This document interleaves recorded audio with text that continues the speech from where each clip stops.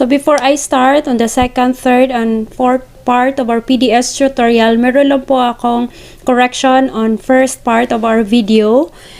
Under family background po, dapat walang date of birth yung parents natin. Okay? So we are now on the second part of our tutorial. So under the part 2 tutorial is the civil service eligibility section and the work experience section. Okay? So, ito po ang mukha ng ating second page sa ating Excel.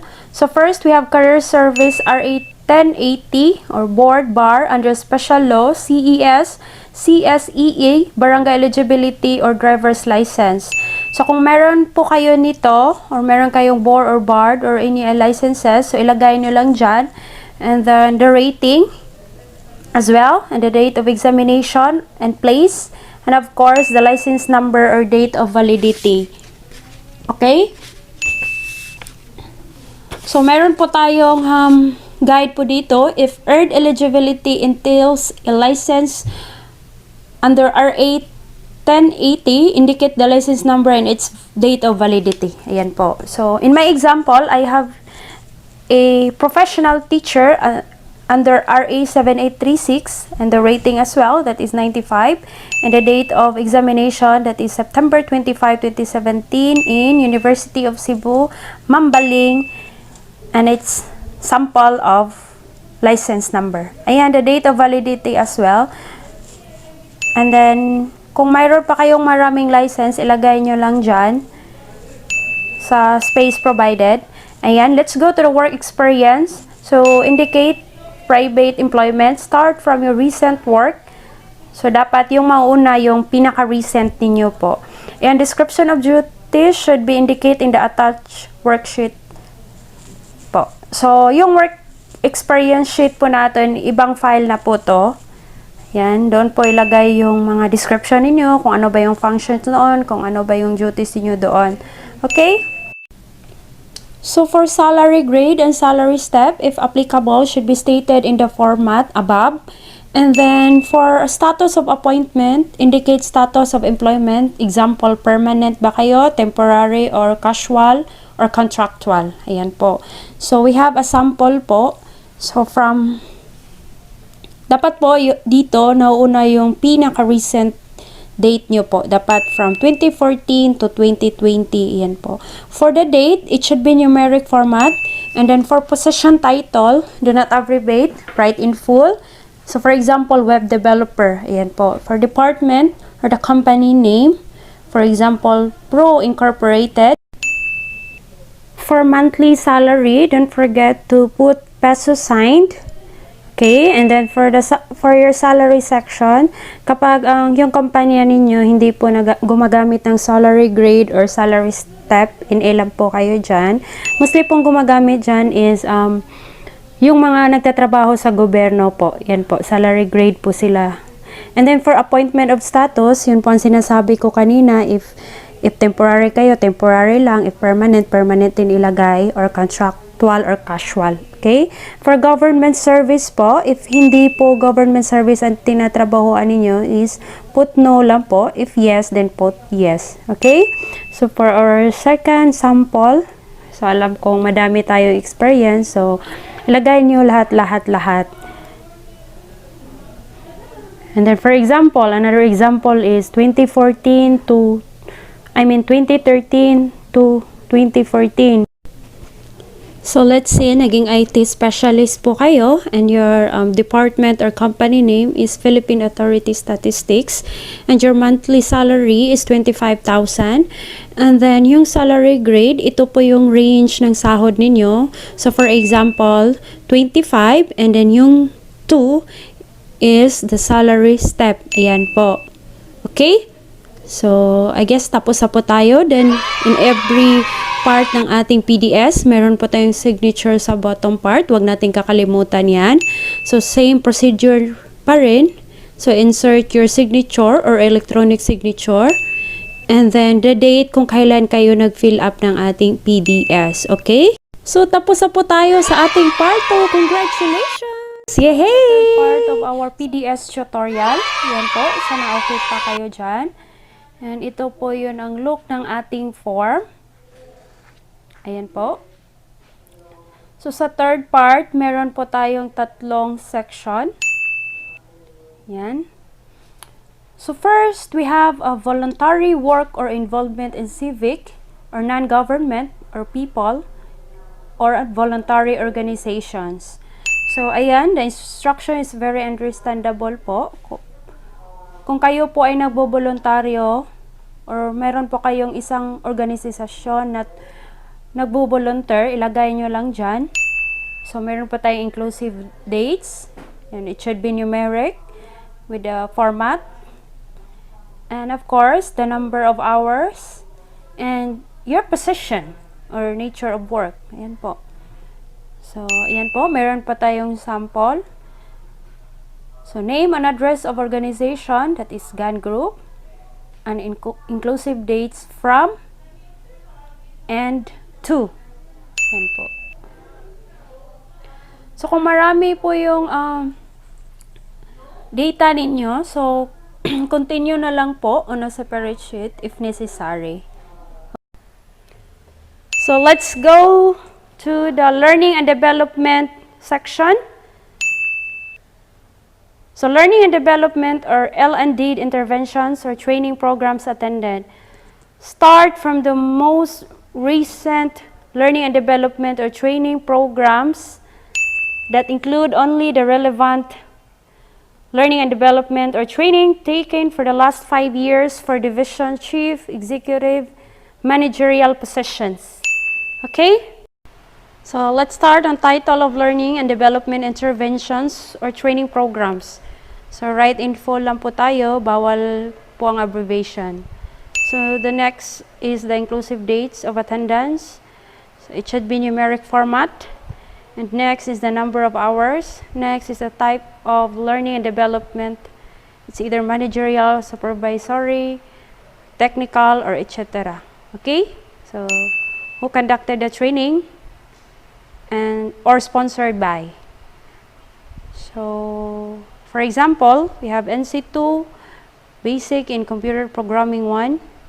So, yan lang po ay sample guys ha. So, hindi ko po alam kung ano pong, if that is correct or not. And then, the inclusive dates. So, as I said, it should be numeric. Ayan po.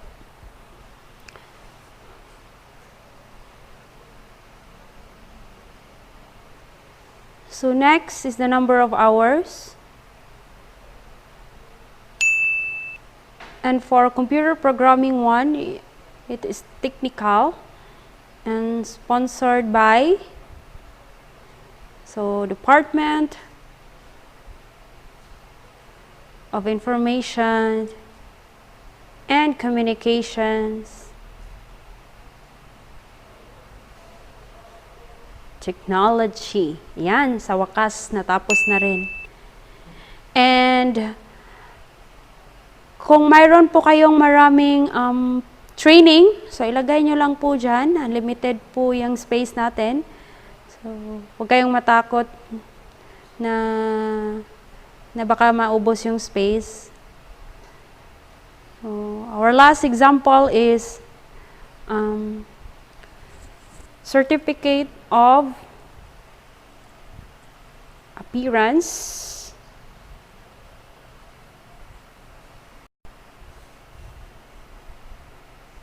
So, wrong po yung spelling ng appearance. Paki-correct na lang po. So, ayan. Again, Certificate of Appearance for Google Forms Training. So, diba guys, madali lang mag-fill in ang ating PDS kapag alam natin kung ano yung tanong.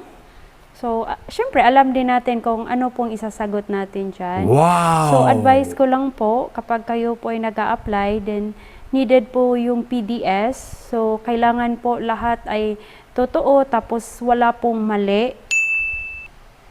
So, read lang po tayo ng instructions carefully po. Kasi, ito po yung mga rason kung bakit nadi-disqualify po yung application ninyo. Ayan po.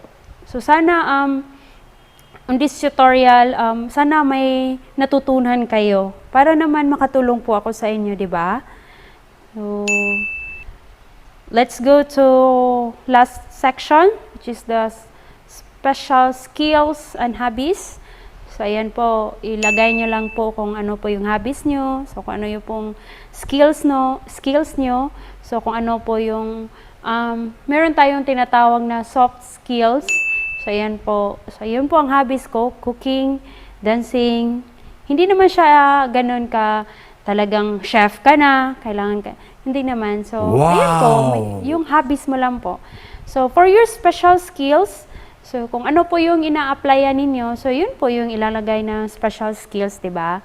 So, ala namang nag-a-apply ka ng iba, tapos yung skills mo hindi related. So, related talaga kung ano po yung posisyon na ina-applyan ninyo. So, in my case, nag-a-apply po ako ng isang IT. So, ayan. So, I have to be ineligible in Microsoft Office tools. Kasi nga, yun po ang ginagamit sa opisina. So, I have to know the functions or the how it works. So, diba? So, at least meron po lang po kayo ng knowledge.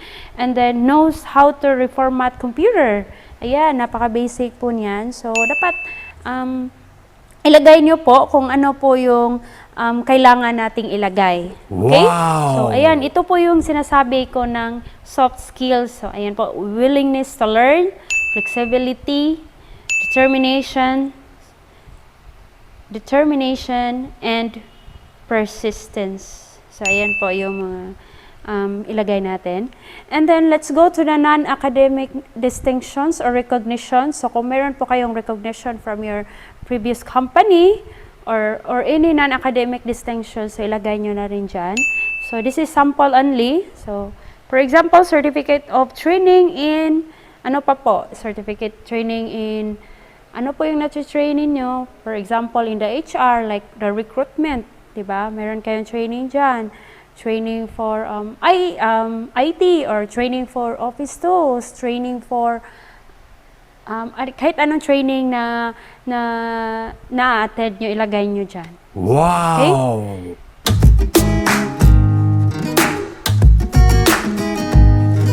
So, if you're recognized as Employee of the Year, from what year? So, ilagay nyo na rin dyan. So, if you're recognized as outstanding, ayun, outstanding employee, yan po. Same lang po yun, di ba? Employee of the Year, tsaka outstanding. Mukhang iba din. I don't know. Pero maganda kung ano may yung appreciation at saka non-academic distinctions ninyo, ilagay nyo na rin dyan. Para, ang ano po, yung recruitment na po yung bahala doon, mag-check kung ano ba yung pasok or ano ba yung hindi. Okay? So, let's go to membership in association, organization. So, in my case po, so I am member of a hiking group in Cebu. So, ilagay nyo na rin po dyan kung ano po yung organization na meron kayo or member kayo. Okay? So, let's go to the signature. So, ayan po ang palagi kong sinasabi. Don't forget this area. Kasi nga, maliit na lang po yung box dito. So, kaya po madalas makaligtaan or nakakalimutan. And the date as well kung kailan kayo nagpi-fill in ng PDS. Okay? So, tapos na po tayo sa ating part 3. So, welcome to our part 4 PDS tutorial. So, this is the last page of the PDS. So, malapit-lapit na po tayo. And, congratulations kung nandito na po kayo. So, for questions number 34 to 40, this is more on general questions po. So, indicate the response to the questions on the right side of the sheet. So, for number 34, are you related by consanguinity or affinity to the appointing or recommending authority or to chief of bureau or office or to the person who has immediate supervision over you in the bureau of department where you will be appointed? So, in my own example po, within the 3rd degree, wala po ako. It's no. So, within the 4th degree, for LGU career employees, wala po ako. No po ako dyan. Kapag no, ilagay nyo na lang po sa blank ng if yes, give details na NA. So, NA po. Kasi hindi po yun applicable sa inyo. Okay? So, let's go to number 35, letter A. Have you ever been found guilty or any administrative offense? No. So, NA din sa next questions. And then, have you been criminally charged before any court? So, NA po ako, wala po ako doon. 36, have you ever been convicted of any crime or violation of any law, decree, ordinance, or regulation by any court or tribunal? So, no po ako. And then, for if yes, give details section po, NA din. And then for number 37, have you ever been separated from the service of any following modes like resignation, retirement, drop from the rules, dismissal, termination, end of term, finish contract, or phase out in the public or private sector? So, nakaranas po ako nito, yes. And then for my details is resignation. Okay? So, private at saka public po to ha, yung tanong na to. So, ayan. So, sa lahat ng may past experience dyan, so, sigurado po ako, yes, yung sagot nyo dito. Let's go to number 38. Have you ever been a candidate in a national or local election held within the last year except barangay election? No po ako. Then, NA yung, if yes, give details natin. Ayan po. And letter B, have you resigned from the government service during the 3 months period before the last election to promote or active campaign for national or local candidates? It's no po. So, connected po yun sa letter A. So, number 39, hindi po nalagyan ko po. So, it's no po ako niyan. So, for number 40, pursuant to or Indigenous People Act, RA 8371, letter B, Magna Carta for Disabled Persons, RA 722, and letter C, Solo Parents Welfare Act of 2000, RA 8972. Please answer the following items. So, are you a member of indigenous group? It's no. And are you a person with a disability? No po. And are you a solo parent? It's no din po. So, let's go to number 41, that is references. So, for references section po, indicate the full name of the reference with a format of first name, middle initial, surname, their addresses, and respected telephone numbers. Okay? For my first reference po, that is Cyril, which is her first name, and middle initial is M, and her surname is Luga. Ayan po. And the complete address, that is Siquijor. So, yung barangay po nila is Siquijor, and then yung probinsya nila is Siquijor. So, okay? So, for number 42 po, isa po to sa pinaka-importante kasi as agreement to and for completion of the PDS, the employee's signature and the right thumb mark should be affixed in the box provided. Indicate also the government ID number and the date of issuance in the boxes provided. Lastly, attach a recent passport size that is 4.5 cm by 3.5 cm. Picture with a complete and handwritten name tag and signature over printed name. Picture must be taken within the last 6 months. Computer-generated or photocopied picture is not acceptable po. Ayan po. Take note lang po doon sa sinabi ko. Importante po yun.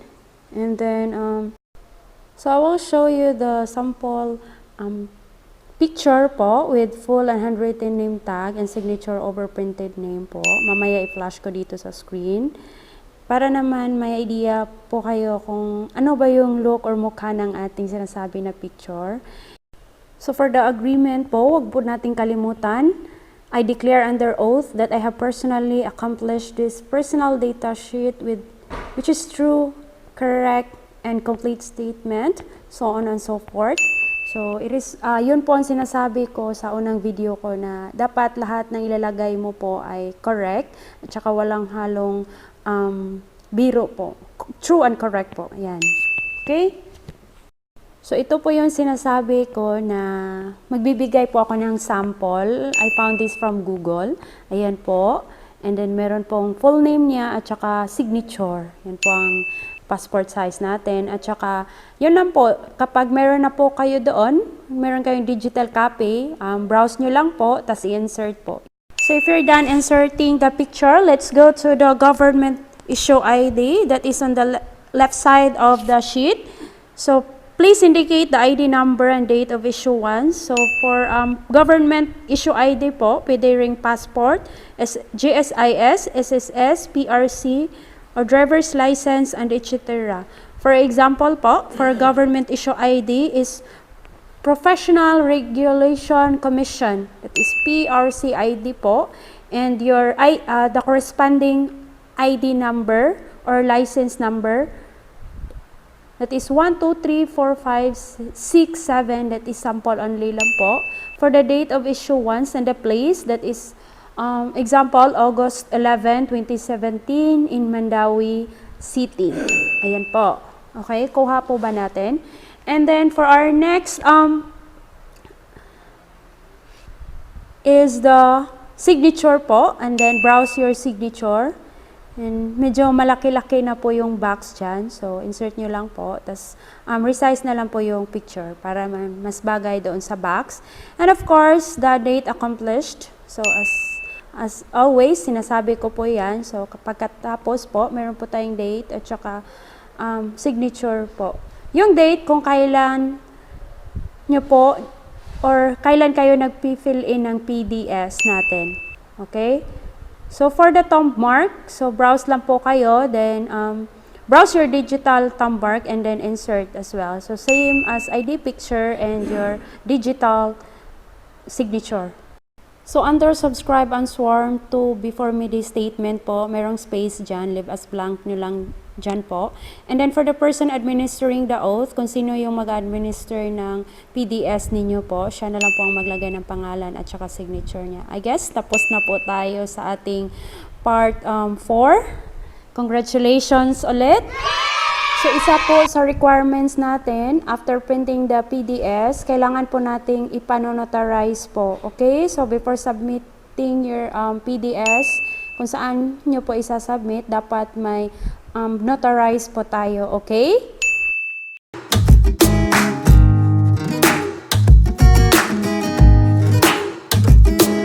So, ayan po, tapos na po tayo sa ating tutorial. Hope you have learned something out of this tutorial po. If you have question, don't forget to comment down below. And kung kayo po ay baguhan sa aking channel, subscribe na rin po, okay? So, see you in the next vlog. Bye-bye!